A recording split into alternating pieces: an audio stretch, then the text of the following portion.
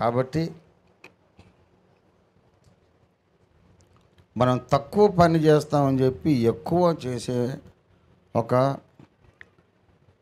అసాధారణమైన దేవుని సైన్యము ఓఫీర్ మినిస్ట్రీస్ ఇంటర్నేషనల్. ఇది అతిశయముతో చెప్పేది కాదు, దేవుని పట్ల కృతజ్ఞతతో. ఇంత గొప్పగా యథార్థంగా స్వార్థం లేకుండా బ్రతికామనేది మన గొప్పతనం కానీ కాదు, మనల్ని అలా బ్రతికించాడు.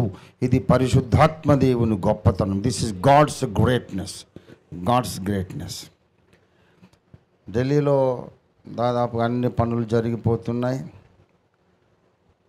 మరి అనేక మంది ప్రభుత్వ అధికారులు, అనేక మంది రూలింగ్ పార్టీలోని ప్రముఖులు, అన్ని రాష్ట్రాలలో ఒక్కొక్క బిషప్ గారు వచ్చి కన్నుల పండుగగా సుందరమైన అద్భుతమైన నభూతోన భవిష్యత్ అన్నటువంటి వేదిక అక్కడ నిర్మాణం అవుతూ ఉంది.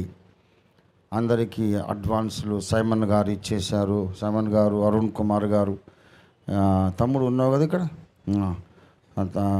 నిన్ననే వచ్చారు, ఢిల్లీలోనే ఉన్నారు మొన్నటి దాకా. Prabhu Kumar, Arun Kumar, Sadashivarao, Simon, Burma camp Simon, అక్కడ ఇంకా అనేక మంది ఢిల్లీలో పెద్దలు మన పక్షంగా ఉన్నారు, సహాయం చేస్తున్నారు. మా పేరు ఎక్కడ చెప్పకండి సార్ అని అన్నారు. కనుక నాకే ఆశ్చర్యం కలుగుతూ ఉంది. నేను అనుకున్న దానికంటే ఫాస్ట్గా పనులన్నీ జరుగుతూ ఉన్నాయి. ఇంకా ఆగదు, ఇంకా ఆగదు. ఇది త్వరలోనే, మహా అయితే రేపు ఏప్రిల్లో నా బర్త్డే కదా. నేను అనుకుంటున్నాను నెక్స్ట్ బర్త్డే కల్లా దాదాపుగా మన దర్శనమంతా నెరవేరి ప్రపంచమంతా మన గ్రంథాలు ఉంటాయి.